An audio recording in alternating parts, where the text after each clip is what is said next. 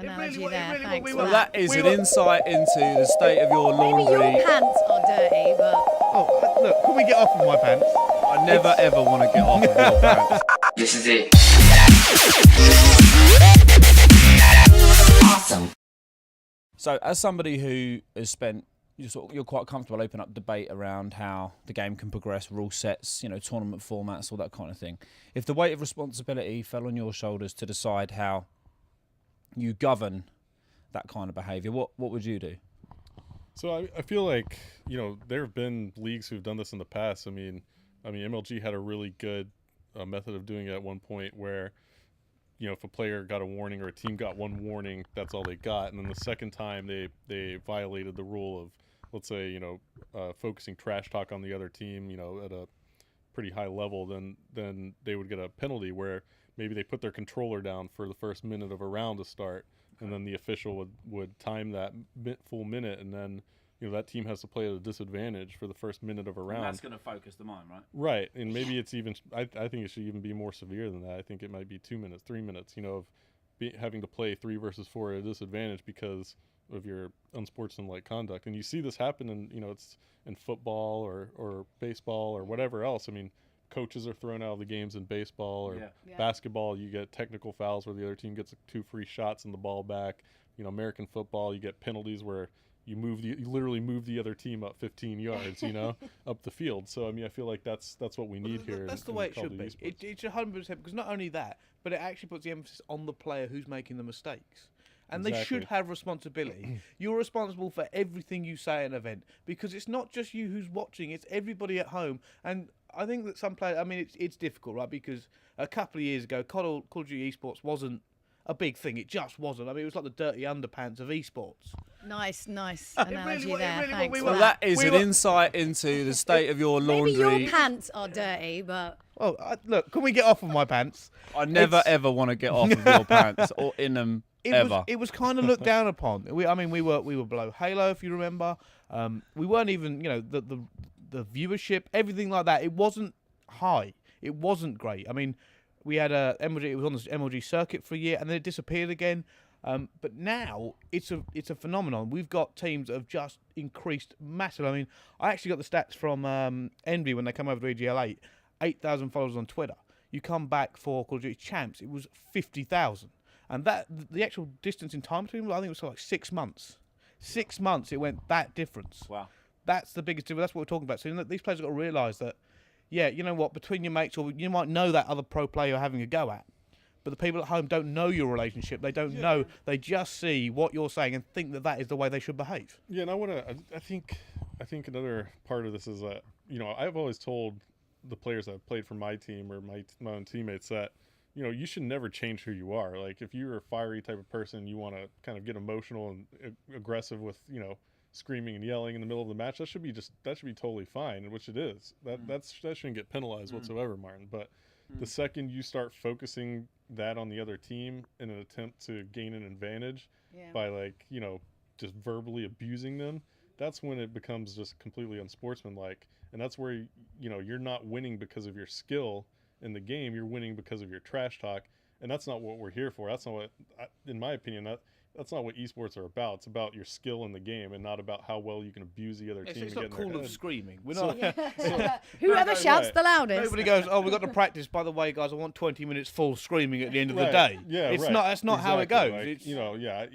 Your coach shouldn't tell you, "I want you to make off comments about his weight so you can win this match." That's not what this should be about. It should be about your skill in the game. And it's just got to make it a lot harder for people who sit outside of esports and outside of professional gaming. It makes them harder to embrace what is, these guys operate at the highest level. They're incredibly talented, incredibly skillful, but it makes it hard for the mainstream to embrace it as a sport at the level that it should be embraced. No, absolutely. And it's about that professionalism, and it is about sportsmanship as well, like seeming to be fair if you want to be treated like a proper sport. Yeah. I think it's just if you want to be treated like an adult. As well. For me, it's always, if you're looking at the eyes for a skeptic, and you're seeing, they can identify with the sport. They can identify with competition. They can identify with the intensity, everything. But if then they see some, little kid screaming his head off and hurling abuse, instantly turns them off the game. So you can do all this work. You can make the game fantastic to them. But some simple comments and they go, oh, it's idiots, it's childs, it's morons playing around and being vulgar to each other. That is completely different, and that will put more people off than anything. And people don't realise how much of an impact that makes. Yeah, but at the same time, I don't think that we're far off from correcting those mistakes. I mean, I really don't think that it's as big of an issue as we make it out to be sometimes. Okay. You know, I feel like we tend to focus on it a little bit more because it tends to be the highlight, you know, of some of the events that you know, a lot of people kind of focus their attention on that, but it actually doesn't happen as much as a lot of people might think it does happen. I mean, I think a lot of these teams have great sportsmanship. I mean, 90% of the games that end, or 95% of the games that end, the guys are shaking hands and congratulating each other, or, you know, talking about how good of a match it was. And after the match, you know, these pros will go outside and they'll talk about the crazy plays that just happened in this match together, even though there might have been some trash talk exchange. So I think, you know, it's not as crucial of a situation as we might make it out to be, but at the same time, it's definitely something that we can improve and something that we can work on to make our sport better. And just with a little bit of governance, it's one of these things that, you know, with a small change just makes it, could make it actually go away quite quickly. Sure. Yeah, absolutely. And what about away from the game? What about away from the sort of competitive element? So, you know, through social media and, you know, there are these players. Brycey, you mentioned like the Envy example of how their brand, or, you know, can grow in popularity so quickly. Do you think some of the players don't understand how powerful an impact they have on people outside the game? So that maybe, you know, because some of the stuff you see that branded around on social media makes you wince a bit sometimes, especially when people kind of get into sort of a bit of a one-on-one. Do you think there's an opportunity to educate people on how to protect their own brand? And It's interesting because the one thing I don't ever want to do is censor someone. I don't ever want to say, it's hard. You can't say this, you can't be who you are. it's freedom of speech. You can't say someone, yeah. Like I said before, the growth is just phenomenal. I'm going to take Parasite as one example. When I first knew him, he came over to I-Series way back. I think it was I-47, I-46. 6,000 followers. I met him. He was a great guy, you know, lovely to meet and everything like that. He still is. But he's grown now to, I think, 80,000 followers in the course of a year. So now there's 80,000 people that read pretty much everything he says. So if he says something, obviously, I mean, I'm not saying he said anything bad, but you've got to be careful with what you say, because some people can take it literally. They might not know the background. You're saying things that go out there with maybe not even the right context sometimes. And especially things like Twitter, it's 140 characters to distill everything you're trying to get across in one tweet. Yeah, it's designed to be difficult. Yeah, and here's something that I've realized, just kind of being a professional player myself, and being in that whole scene of social media and working with a team of players, is that, you know, you might have 80,000, 100,000 followers, but the difference is how many of those followers are actually rooting for you and how many of them are on your side. You know, I mean, you might be gaining in popularity, and I think a lot of these players are jaded, you know, thinking that because they have this huge follower count and that they have all these people that, you know, kind of following what they do, they feel like those people are all following them because they like them. But that's just not the case. You know, like, some of these guys need to realize that half the people that are following them hate their guts and want to see them lose, and it's because of the way they act.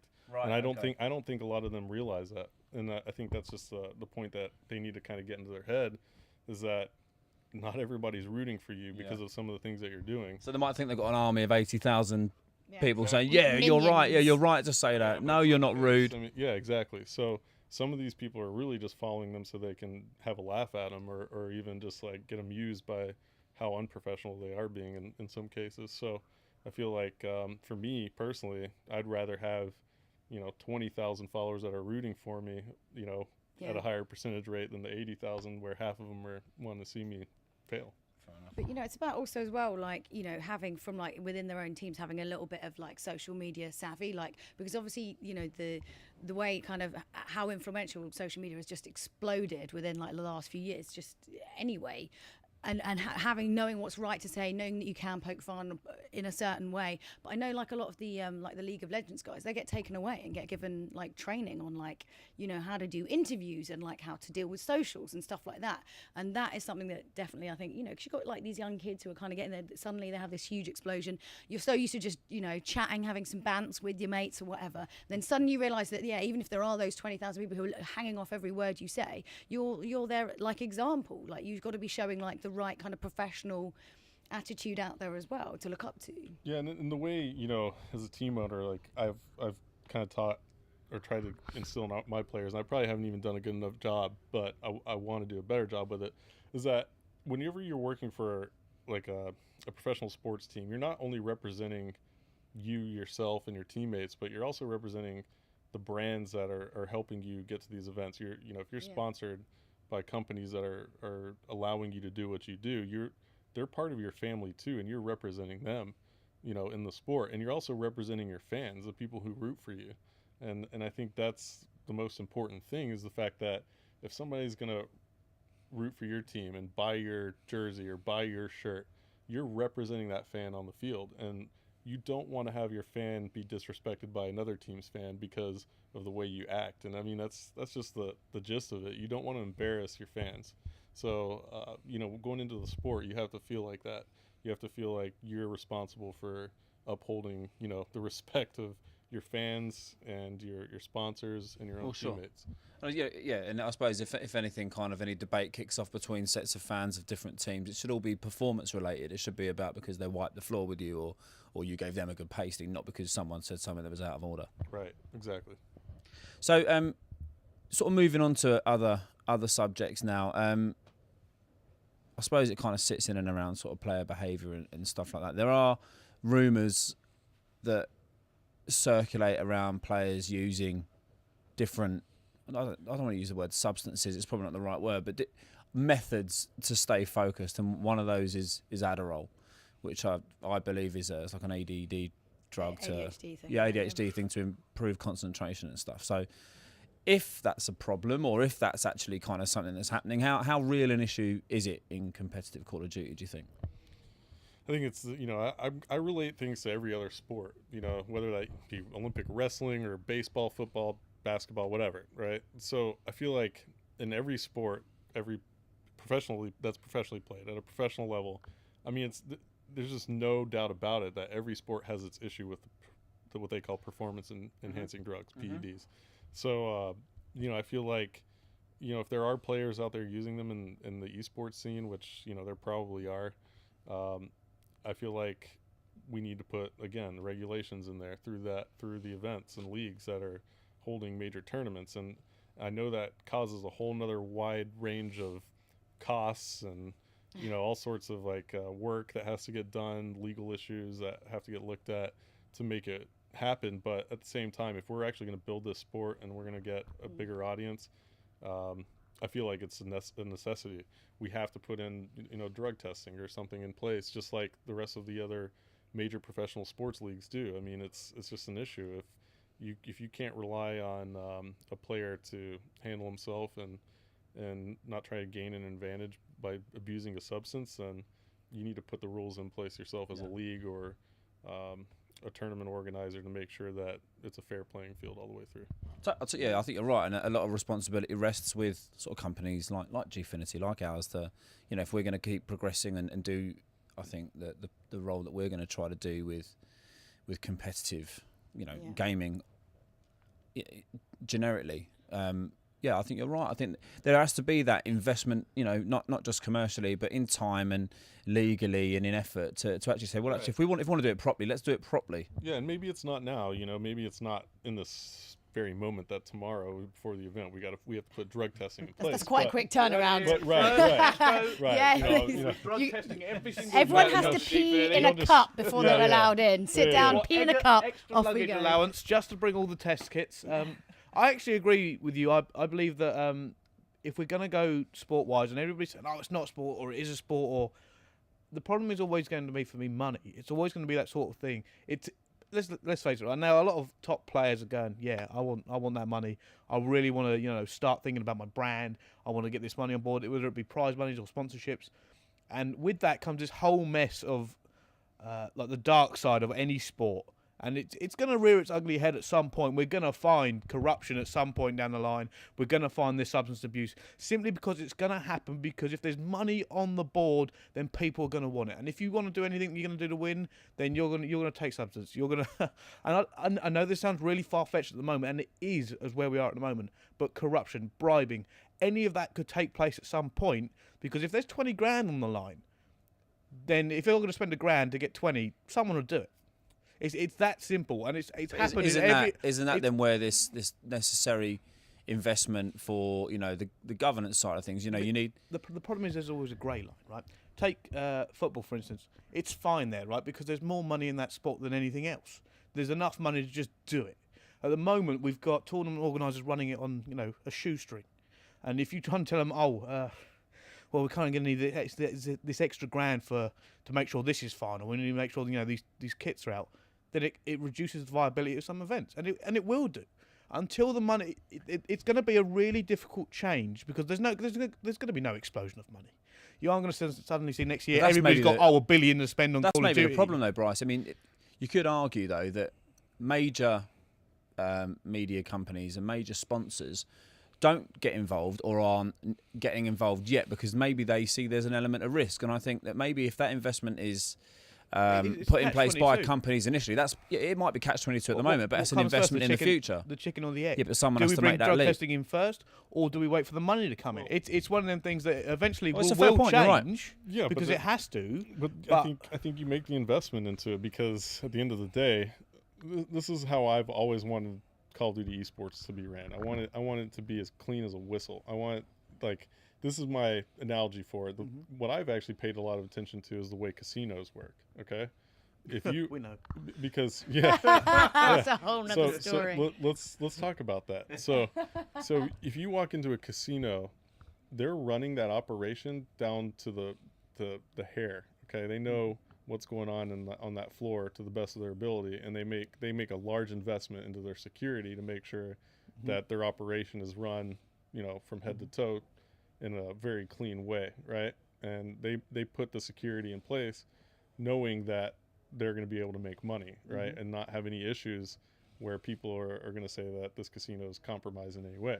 So I feel like that's the type of investment you have to make to obtain the mainstream big brands, the big sponsors and the dollars to come in. Yeah. You actually want to make it that way for the fans also, knowing that what they're supporting here and what they're watching has been ran through with a fine-tooth comb, that at all times it's a fair playing field. There's no arguing that the best team is going to win.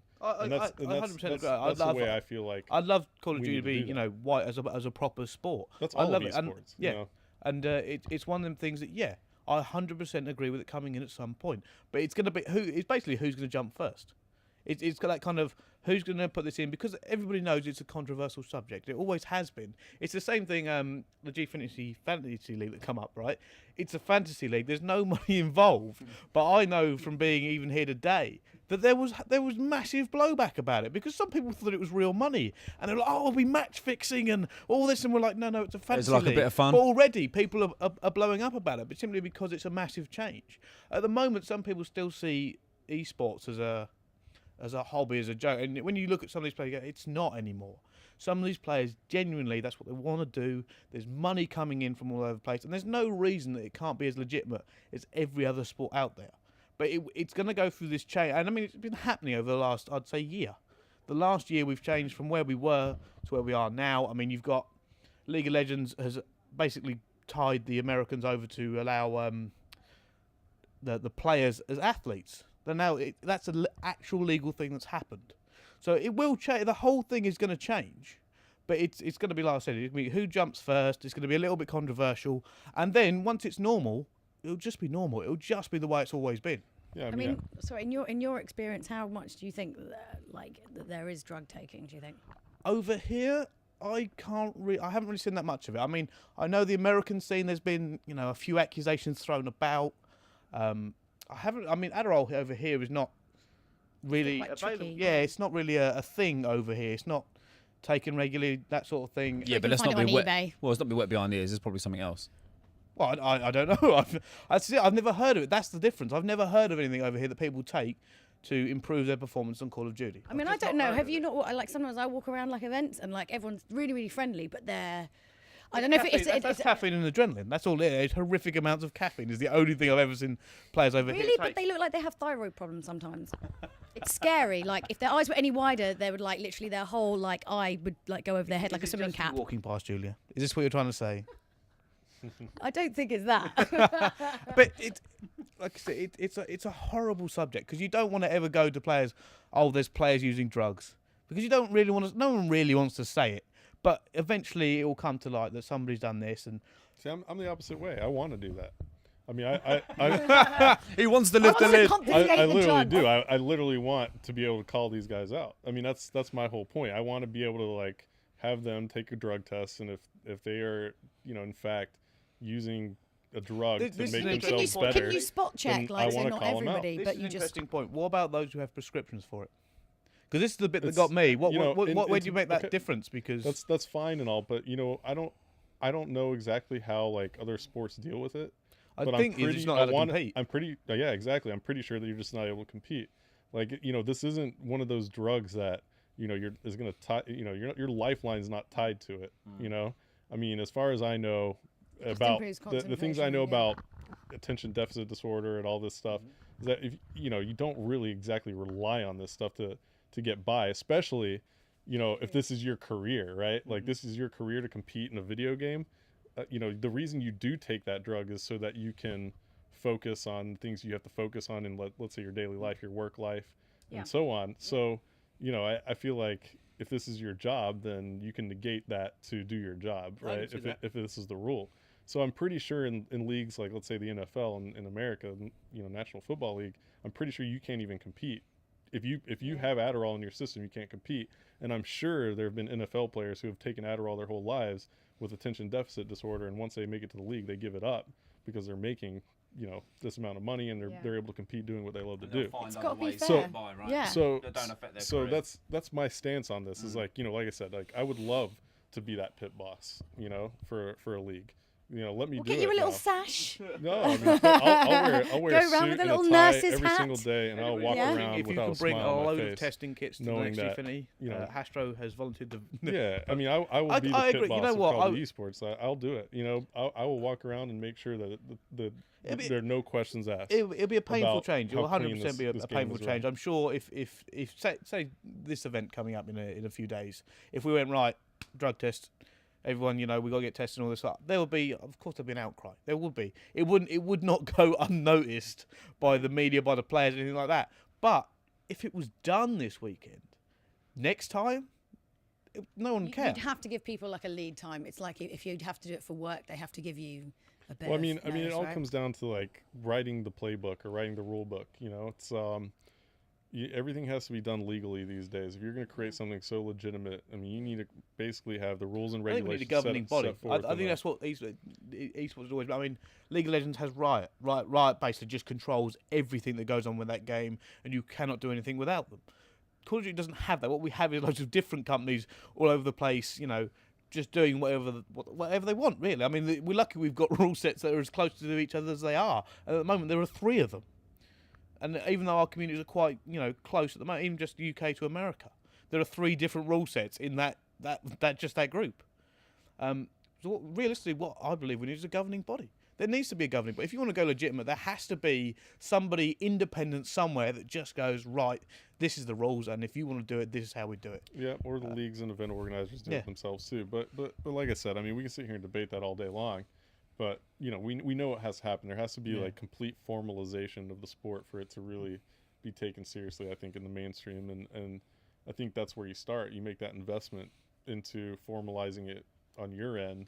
And then I think once fans and the mainstream, like big brands that are going to be providing the revenue and funding for these big events, I feel like once they see that it's all buttoned up, then they feel a lot more secure making a larger financial investment into it.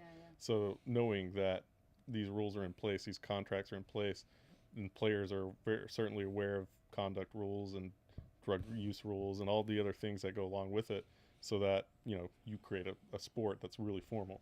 And these companies are all about reputational risk, aren't they? They just don't want to be associated with bad behaviour. You saw when Tiger Woods got caught with one of his 645 indiscretions.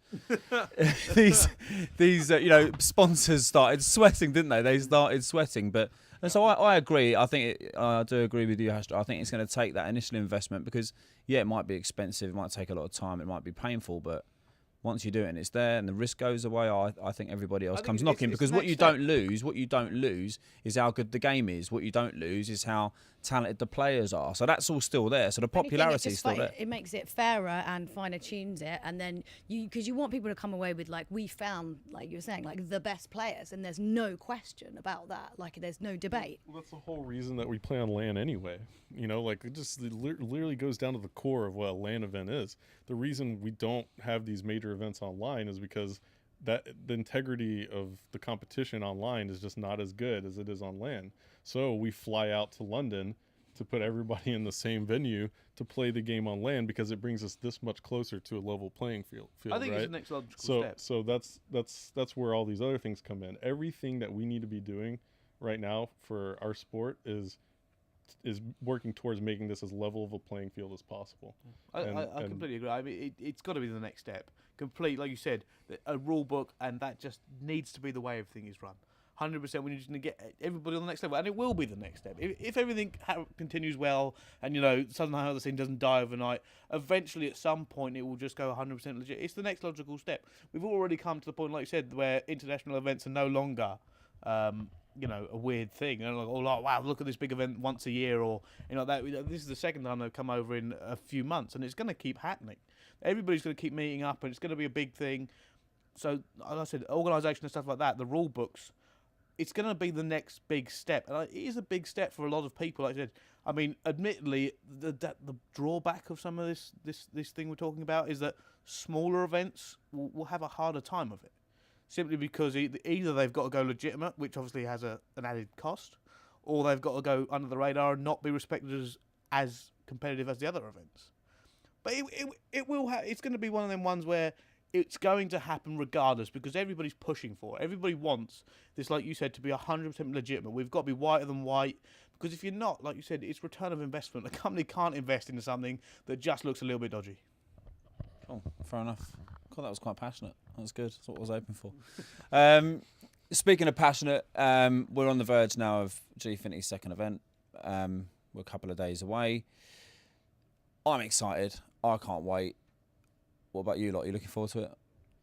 Yeah. Julia, you've been brought on as part of the presenting team. We're really pleased that you're involved. You're at G1 as well. You kind of were there for SBTV. What are you looking forward to about?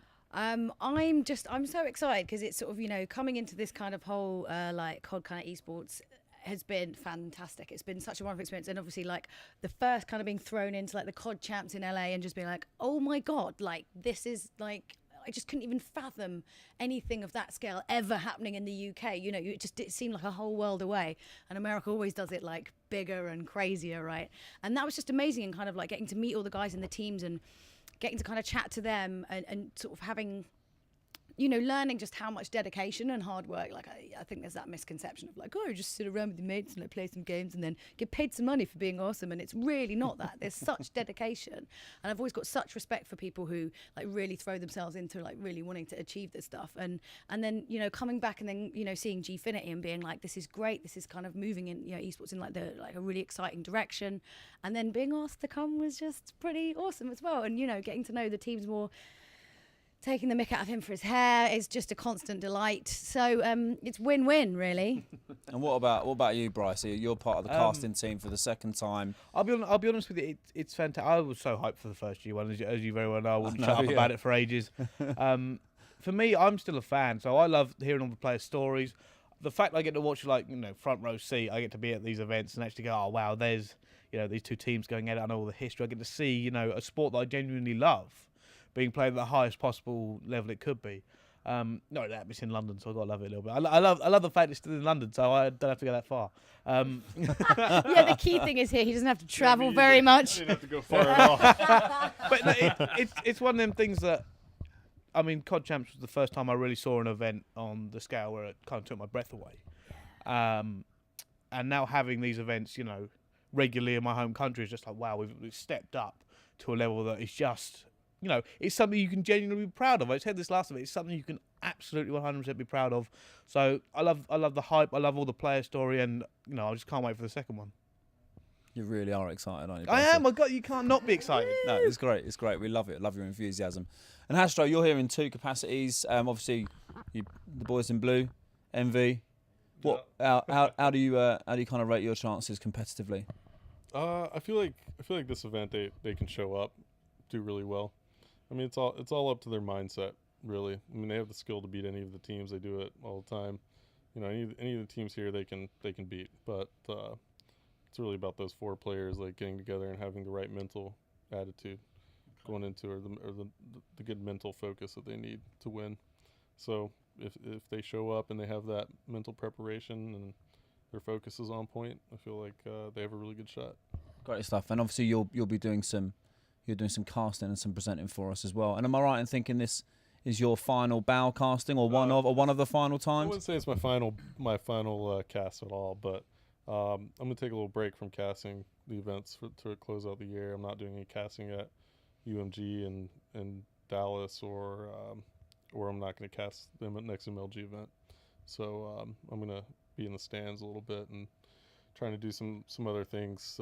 Maybe trying to get closer to being the pit boss, I guess you could say. Yeah. So I want to help whoever is going to be the pit boss. Let's just put it that way. So just kind of get more involved in sort of the behind the scenes development of Call of Duty as a sport. Yeah, I mean, I'm going to put myself out there to see whoever wants to grab me on board to work on some of those things. So Schmoozing. Well, I'm not really doing much schmoozing. What I will say is that I know what I'm talking about. I'm preparing myself to make sure that I know what I'm talking about when I go in to do the job. So just making sure I'm ready. Once again, leading the charge. I wouldn't say that. I mean, a lot of people are leading the charge. You have great crew at Gfinity. They're doing great things. The people over at MLG have been constantly killing it for the sport. And absolutely. So between you guys are definitely doing a lot of big things to further the sport. So, it's not just myself ever or anybody else. I mean, it takes a crew of people, and there are a lot of hardworking individuals that work together on a team to make it happen. So, Great. Well, good luck with that, and thank you. can't wait to have you all at G2. Before we go, Bryce, you know what I like to do. I like to put people on the spot. I want to know who you think is going to win. I've asked you 3 times. I swear. You ask me every single time. Yeah, but you change your mind every time. I do change my mind every time. All right. So who do you think is going to win? Hastro's team. Is that because he's sitting here? He's right here. You can't say anything else. Predictions. I genuinely think we're going to see complexity in the final again. The other 2 teams I'm really interested to see. Everything I keep hearing actually at the moment is that Optic are very strong with their chains. So top 3 maybe, and I also want to see. It's the changes that really get to me. I want to see Unite. I want to see the Parasite Killer combo. So it's them 3 of my top 3 at the moment. What about you, Julia? Oh, I don't know. See, we were talking about this earlier, and you were like, "I'm going to talk about all the British teams and blah blah blah," and then you just totally went with America. You're so fickle. It's not. But the thing is, I can quite happily say, the UK teams, who's going to come top here. But for me, the problem is that we're not exactly turning up prepared this event. It's kind of the same as the last year. We've got Epsilon, who technically it's not the full Epsilon team. It's they've got Gunchin from Prophecy. You've got TCM. There's a lot of switch-ins and switch-outs. It's a lot of switching. So I'm sitting there going, can another team do what TCM did last time and really step up to the plate? You've got Infused, who have lost Josh, who's in fantastic SMG. I mean, don't get me wrong, they've picked up Excellence, which you couldn't ask for a better pickup. But at the same time, that's not the team that won EGL. It's not the same team. And TCM have got the problem that, in my opinion, they've lost Monksy, and can Moose step into Monksy's shoes? I'm sure he can. But that question has got to be answered on the big stage. It has to be answered. I'm sure that team is going to do fantastically well, but can they beat the Juggernauts coming over from America? I don't know. I would just like to say that I don't like to pick teams because I'm the unluckiest betting person ever, and I feel like I might jinx them. Do you want to just pick a team you don't like then and jinx them? That's almost as bad because I'm just saying a team I don't cruel. like. I'm supposed to be like moderately impartial. I tried to get you out. I tried to get you, but I didn't. It wouldn't work. Maybe it'll have the reverse effect. Yeah, that's true. Yeah. Pick a team that you just don't. It's think is gonna sod's win, law. just pick Whatever them. I want to happen, the opposite will happen. Basically. So yeah. Okay, so you're gonna sit. You're gonna sit on I the fence. feel like I should. I don't feel I should get involved. Just say Prophecy. It'd be fine. Bryce is You're trying to trick stitch me. Julia up there. And Hastro, go on. I think out of the North American side, I mean, I'll go European and North American. So starting with the North Americans, I mean, obviously Complexity has a really good track record recently, but I think Unite is looking extremely strong coming out. I really think that they're going to have a really good chance at taking this one home. That's if they can keep up their composure. I think a couple players on that team have like a history of kind of High pitched noises. well, yeah, that. But no. What I was gonna say is they just have a history of maybe like not having the best composure, like all the way through an event to championship. I mean, that's what it's all about is maintaining your composure all the way through an event till the final round that you have to win. So I feel like that team is, if they can overcome that again, like they did at PAX with the MLG Invitational, then they're a really strong team. Optic is looking very strong with that change. I feel like Envy, like I said, has a good chance if they keep their mental composure. So that's kind of my breakdown of North American teams. You also have Curse who can make a run, but what I feel about Curse is kind of the same thing with Unite. They have to have all of those players like keep mental focus all the way through the event, and I feel like that's the same thing with Envy. Envy, Curse, and Unite, I think, are all in kind of that same boat. I feel like Unite is the stronger, skilled team. I think are on the same page right now than any of the other teams. On the European side, I haven't probably kept up and done my homework as much as I should have recently. But TCM, that last event, they look really, really strong. And I know Monksy's not on the team anymore, but they came up and showed that they held their composure. And I think like Marky B, it was just so exciting to watch. So I'm looking forward to seeing him again. I actually think Enigma is a team that you have to look out for too, and they're in the same pool with Envy. Enigma's the Swedish team, and they qualified. The Enigma's Swedish, right? They used to be a Swedish Okay, team. so Now they UK changed to be. now. Okay, never mind. So then if it's not that Swedish roster, then I'm going to totally change, because that Swedish roster that was at COD Champs for Enigma was just, I thought they were actually incredible for coming all the way through there and having that performance. But if that's not the same team, then if they switch their teams, You're off his with list. The organisation picked up a UK team. yeah, never mind then. So okay, so but then you have Infused and Epsilon. Those are the other two teams you got to look out for, and yeah, it's basically kind of where So I'm much at just there. comes down to the. I mean, like, do you not think that also as well, like coming this way over the ocean, as it were, that the kind of like American teams are at a sort of big disadvantage due to like jet lag and stuff like that? Yeah, but people make excuses. That's Yeah. and like the excuses. I don't buy into any of the excuses. It's just The alternative is to find like a you lose. Somewhere- giant an ship island in the middle in of the between. ocean. You know somewhere. what? Yeah, Yeah. but the thing is, like, you need to take whatever preparation you can take to win this event. And if you leave room for excuses, then you did something wrong. It's your fault. Yeah. So if you have to make an excuse, it's your fault. Period. So the way I feel about this is that I just had a really good point I was going to make, and I just lost it. But it About jet happens. lag, about Yeah, I mean, I think it was Bryce's fault. We started talking about an island in the middle of the Atlantic Ocean. We need an island. I don't know what I was about to say, but it was a really a damn cod good point. island, just where. I mean, it's weird because COD isn't on the day game, and everybody says this. It's massively on the day because anybody can beat anyone, realistically. That's What? exactly what I was about to say. That's exactly what there's literally, a mental link. literally was I was about to say that. So it's good you just said. So like I feel like any of these teams here can come in and win. So if we're sitting here trying to make predictions, it's really hard to do that because here comes the point. You ready? It's so late in the Black Ops 2 game. You're almost a year into the game now.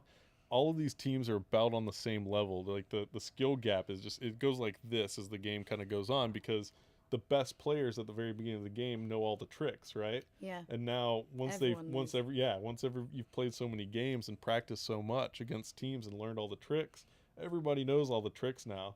It's really about like I think it actually situations goes- and split second plays. One more thing. That's why I feel like we're gonna see the closest matches ever at this event, because it's going to be like a matter of those split-second decisions and those split-second crucial plays that make the difference between the games we're going to see here, because the teams are so evenly skilled. Yeah, I think it goes even more for the season simply because this game, we've never had more events than this. I mean, it's almost like an event every other week. You know, where all the top teams are playing each other. Not only that, but you got to remember that all the top teams just play each other. That's all they realistically play, over and over again. So you get to the point where a player will literally know where another player is on the map simply because they've played that guy 100 times. I remember watching some of them. I sat down to a player and he goes, "He'll be up there in a second." And I went, "How on earth do you know that?" He goes, "Because he's always up there." And I'm like, and that comes from scrimming 8 hours a day, and that guy is, you know, playing the same teams. So I read a lot of quotes, right? Like, you know, some inspirational quotes. I'm one of those guys, right? So I read one the other day. It stood out a lot for me, and it was, I can't remember who said it, but it was something along the lines of, don't stay at war too long with your enemy, because your enemy's going to learn all of your tricks of war. Okay. And that makes sense. So you we know? need to like mix it up a bit. You're saying get some like fresh off the street, herd them in. Get him to play, just mix it up. It has happened. You got to think of the young teams. Some of the last couple of big events, random teams realistically come through.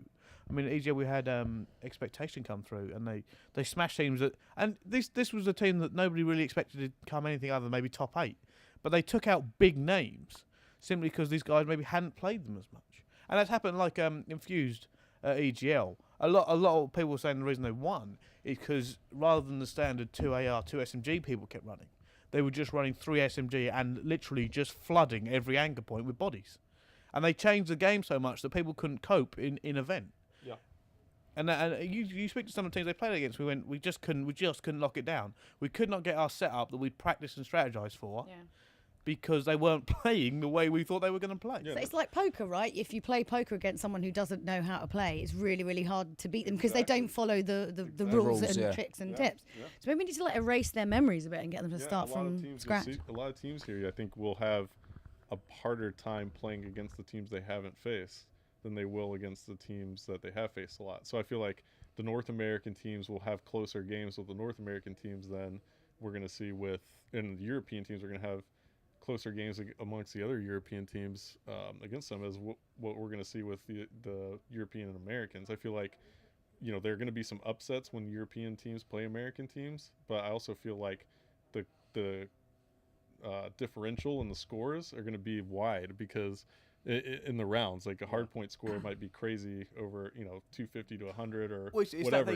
These two different scenes have eventually, like, because they did like two different pools, right? Different forms of life and gameplay have, and it's have formed in each of them. It's going to vary map to map too. Like some European teams are stronger on some maps, and some North American teams are stronger on some maps. And I feel like when they play each other, you're just going to see these like scores that are like, you know, they're not going to be the most entertaining games because they don't know how to match up against each other very well. But when you're going to play your own peers that you're used to playing in events, those games are going to be incredibly close because you know how to keep it close against that team.